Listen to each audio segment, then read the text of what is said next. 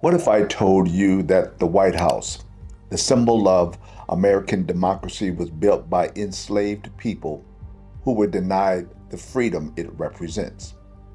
What if I told you that the United States Capitol, where laws about liberty were debated, was constructed by black men who had no rights under those laws? And what if I told you that the Statue of Freedom sitting atop the Capitol dome was assembled by an enslaved man named Philip Reed, who is not free today? We're examining the role of enslaved black Americans in building Washington, D.C., the capital of a nation founded on the idea that all men are created equal. Before I show you who actually built the White House and Capitol, the skills they brought, and the payments made to slave owners, but not payments to the enslaved that built it, make sure you subscribe and ring the notification bell, because this is the foundational contradiction they do not teach.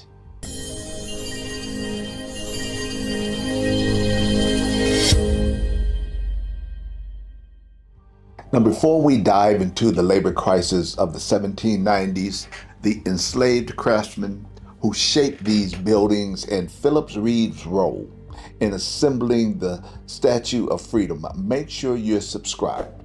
This is history, Black history, that reveals who actually built America's symbols of democracy. The creation of Washington, D.C., as the capital of the United States, stands as one of the most symbolically powerful undertakings in American history. Conceived as representations of democracy, liberty, and national unity, the city's most iconic structures, the White House and the United States Capitol, are globally recognized as symbols of governance and freedom. However, beneath the grandeur lies a deeply complex and often overlooked reality. These buildings were constructed in significant part by enslaved Black Americans. During the 1790s, as the young nation struggled to establish its capital, labor shortages led federal planners to rely heavily on enslaved individuals, not just laborers, craftsmen. These men were not merely unskilled laborers, but also artisans and craftsmen whose expertise was essential to the construction process. Their contributions shaped the physical and symbolic foundations of the United States, even as they themselves were denied its promises of liberty. This video examines the role of enslaved Black Americans in building Washington, D.C., the labor systems that enabled their exploitation, the range of work they performed, and the legacy of their contributions. When plans for the new capital city were set into motion following the Residence Act of 1790, the federal government faced an immediate and pressing challenge: labor shortages. Washington, D.C. was not yet a developed urban center, but rather a landscape of forests, swamps, and underdeveloped land. Building a capital city from scratch required an immense workforce. Initially, planners sought to recruit European laborers, particularly skilled craftsmen from countries like Scotland and Ireland. However, these efforts fell short. Immigration levels did not meet expectations, and many skilled workers were unwilling to relocate to what was then a remote and underdeveloped region. As a result, the federal government made use of a system already entrenched in the surrounding states of Maryland and Virginia: chattel slavery. Through arrangements with local slaveholders, the federal government effectively rented enslaved individuals. Payments were made directly to the slave owners, but no accreditation was applied to the workers themselves. This system allowed the government to secure a steady labor force while reinforcing the economic structures of chattel slavery. If you're understanding that the federal government couldn't recruit enough European workers, so they rented enslaved people from local slave owners, stay with me, because what comes next shows what these enslaved, black, highly skilled workers actually built. Enslaved black Americans became the backbone of the workforce responsible for constructing Washington, D.C.'s earliest and most important buildings. Historical records, including those preserved by the White House Historical Association, confirmed that enslaved laborers were involved in nearly every stage of construction. Their work included clearing forests, preparing land for development, quarrying and transporting stone, cutting timber and producing lumber, digging foundations and laying structural groundwork. These tasks were physically demanding and often dangerous. Workers endured harsh conditions, long hours, and minimal safety measures. Despite this, their labor was indispensable. Without them, the timeline and feasibility of constructing the Capitol would have been severely compromised. A common misconception is that enslaved individuals were limited to unskilled manual labor. In reality, many possessed highly developed skills that were crucial to the construction process. Enslaved craftsmen worked as carpenters, stonemasons, blacksmiths, plasterers, and painters. These roles required technical knowledge and precision. For example, stonemasons shaped and placed the sandstone used in the Capitol's early construction. Carpenters crafted structural frameworks and intricate woodwork. Blacksmiths forged essential tools and hardwares. And plasterers finished interior walls with detailed craftsmanship. Their expertise was not incidental, it was essential. The architectural quality and durability of early federal buildings depended heavily on the skills of these workers. Yet, despite their contributions, they received no compensation or recognition at the time. If you're seeing that enslaved people weren't just doing manual labor, they were skilled stonemasons, carpenters, blacksmiths. Stay with me, because what comes next shows the economics of how the federal government paid for this labor. The use of enslaved labor in Washington, D.C.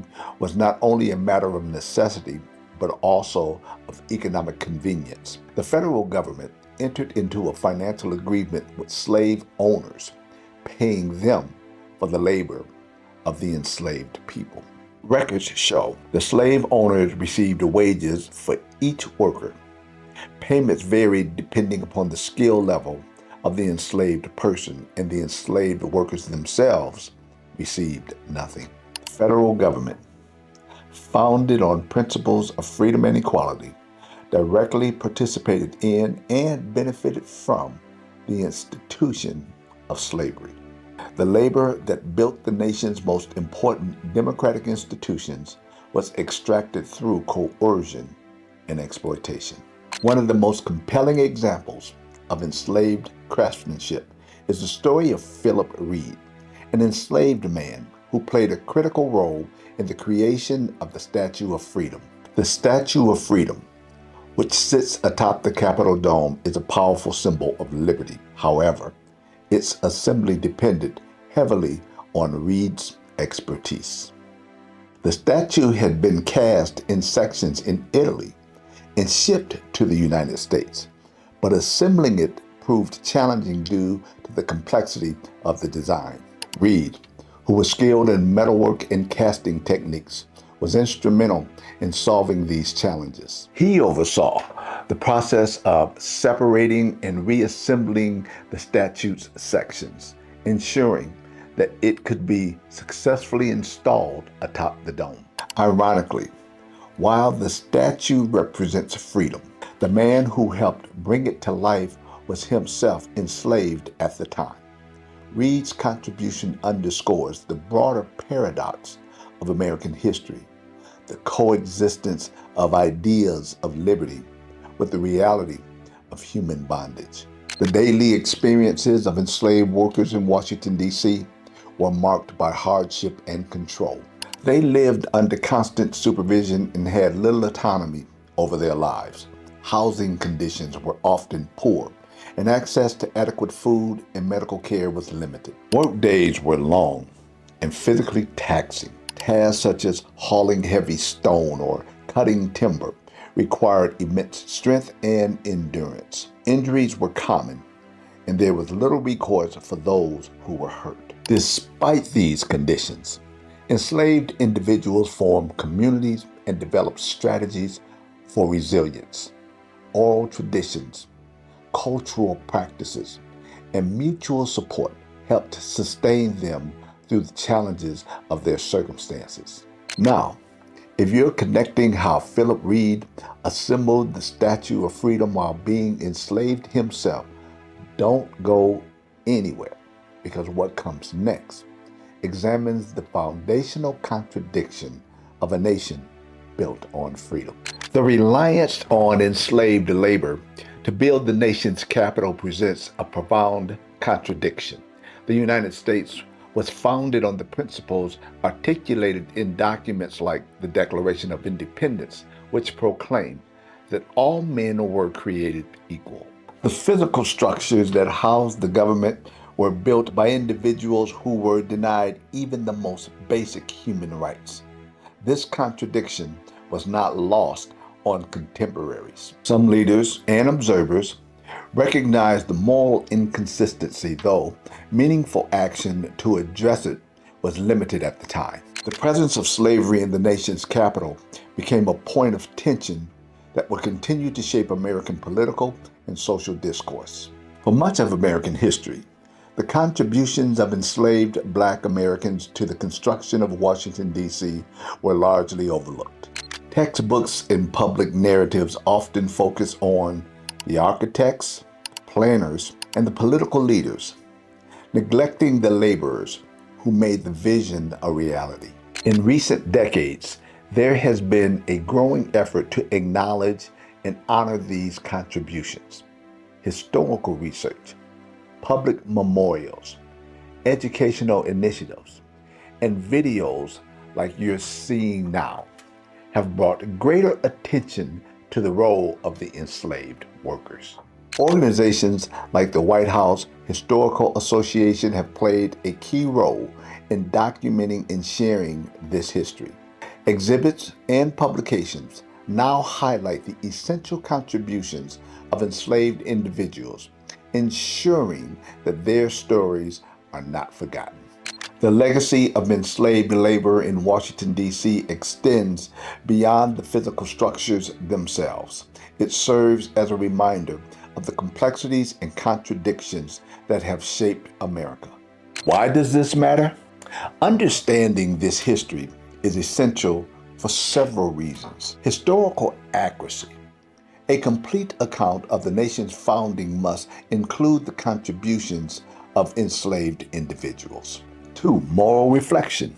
Acknowledging this history invites reflection on the gap between ideas and reality. And 3. Cultural recognition. Honoring the skills and resilience of enslaved workers restores dignity to those who were denied it in their lifetime. That may not mean something to some, but it means a whole lot to us. Today, the White House and the United States Capitol stand not only as symbols of democracy, but also as monuments to the labor of those who built them under conditions of enslavement. The symbols of freedom were built by those who were not free. The construction of Washington, D.C. was a monumental undertaking that depended heavily upon the labor of enslaved Black Americans. From clearing land to quarrying stone to performing skilled craftsmanship, these individuals were central to the creation of the nation's capital. Their contribution challenged simplified narratives of American history and highlight the complex interplay between ideals and reality.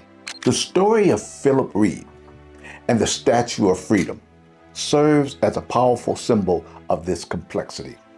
Freedom built in part by those who were not free. Recognizing and honoring the role of enslaved laborers is not only an act of historical correction, but also a step towards a more honest and inclusive understanding of American past. The White House stands today. Well, at least most of it. The Capitol stands today. The Statue of Freedom sits atop the dome. But remember who built them. Enslaved Black Americans, skilled craftsmen, paid nothing, denied freedom. They built the symbols of American democracy while being excluded from it. That's not irony. That's American history. If this video showed you who actually built the White House and Capitol, and the profound contradiction of freedom built by enslaved people, I need you to do 4 things for me right now. First, subscribe and hit the notification bell. This is the foundational contradiction they will not teach, and you need to see every video that we release. Second, like this video and share it with your family, your friends, your church, and your community. People need to know who actually built America's symbols of democracy. Third, leave a comment and answer these questions so others can learn. 1. How does knowing that enslaved people built the White House and Capitol change how you see these buildings? 2. What does Philip Reed's story, assembling the Statue of Freedom while enslaved, tell you about American contradictions? 3. How do we teach the next generation to see these buildings as monuments to both democracy and the skilled Black Americans that built them while enslaved? Fourth, explore the sources and books on this topic in our complete Black History Library at the link in the description and in the pinned comments below. Enslaved Black Americans built the White House, built the Capitol, assembled the Statue of Freedom. They were skilled craftsmen. They were paid nothing. They were denied the freedom these buildings represent. Subscribe, share, and speak the truth.